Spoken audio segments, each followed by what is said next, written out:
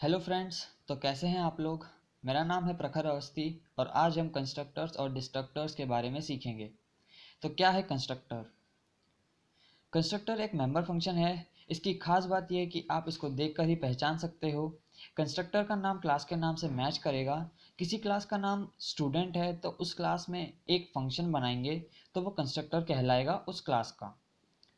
Constructor एक instance member function है। इसका मतलब ये स्टैटिक नहीं हो सकता।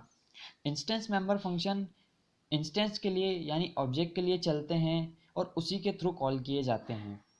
आइए देखते हैं एक छोटा सा एग्जांपल। हमने एक क्लास बनाई कॉम्प्लेक्स जिसमें दो वेरिएबल बनाए ए और बी। फिर पब्लिक में कंस्ट्रक्टर बनाया कॉम्प्लेक्स नाम का। इस तरह से हमने ये प्रोग्राम बना लिया और रन कर लिया। Characteristics of constructor. कंस्ट्रक्टर्स हमेशा पब्लिक सेक्शन में डिक्लेयर होने चाहिए। जब हम ऑब्जेक्ट क्रिएट करते हैं ऑब्जेक्ट बनाते हैं तो कंस्ट्रक्टर अपने आप इन्वोक या कॉल हो जाते हैं। इनका कोई रिटर्न टाइप नहीं होता, इसलिए रिटर्न कीवर्ड भी यूज़ नहीं करते। कंस्ट्रक्टर को इनहेरिट नहीं किया जा सकता डिराइव क्लास से। इनहेरिटेंस हम जानते ही हैं जिसमें एक क्लास दूसरी क्लास की प्रॉपर्टीज ले लेती है, एक्वायर कर लेती है। कंस्ट्रक्टर्स के डिफ़ॉल्ट आर्ग्यूमेंट होते हैं। कंस्ट्रक्टर्स वर्चुअल भी नहीं होते।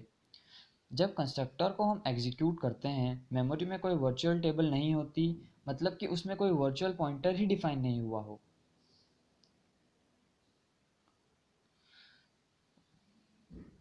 Parameterise constructor.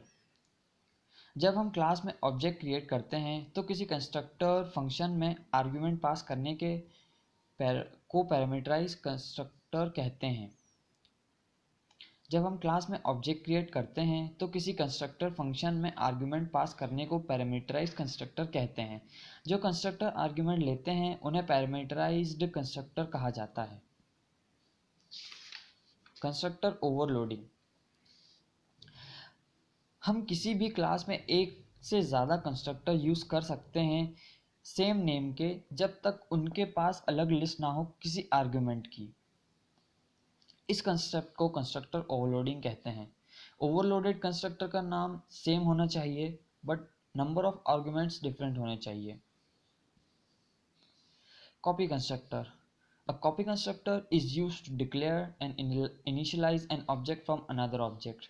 जैसा कि हमें डेफिनेशन से ही समझ आया कि कॉपी कंस्ट्रक्टर को हम एक ऑब्जेक्ट से दूसरे ऑब्जेक्ट को डिक्लेयर एंड इनिशियलाइज करने के लिए यूज़ करते हैं और इस प्रोसेस को कॉपी इनिशियलाइजेशन भी कहा जाता है। Dynamic constructor.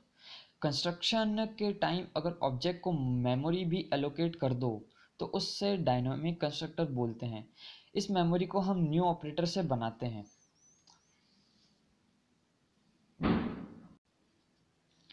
डिस्ट्रक्टर। डिस्ट्रक्टर उस ऑब्जेक्ट को डिस्ट्रॉय कर देता है जिसको कंस्ट्रक्टर बनाता है। जैसे कंस्ट्रक्टर एक मेंबर फंक्शन है वैसे ही डिस्ट्रक्टर भी एक मेंबर फंक्शन है, बट इसके साथ में टिल्ड साइन ऐड हो जाता है सामने की साइड।